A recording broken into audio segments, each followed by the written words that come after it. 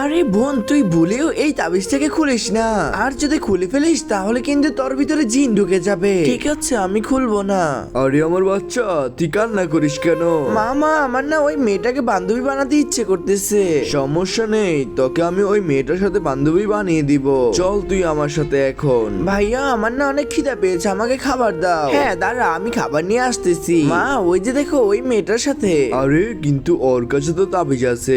আচ্ছা তুই এক কাজ কর, তুই একটা মেয়ের বেশ নে, আর আমি নিব হচ্ছে ওই মেয়েটার ভাইয়ের বেশ। এই তো আমরা দুইজন হয়ে গেছি। চল এবার তাবিজটাকে গিয়ে নিয়ে আসি। আরে বোন, তোর তাবিজটাকে এখনই দিয়ে দে। ভাইয়া, তুমি তো না করেছিলে। তুই যদি এই তাবিজটাকে আমাকে না দেস তাহলে এই মেয়েটারও এই সমস্যা হতে পারে। ঠিক আছে ভাইয়া, নাও এই তাবিজটা আমি দিয়ে দিলাম। হা হা হা, আমি তো হচ্ছে একটি বেশ ধরা শয়তান। আরে এটা আমার সাথে কি হচ্ছে? এটা কি করে হচ্ছে?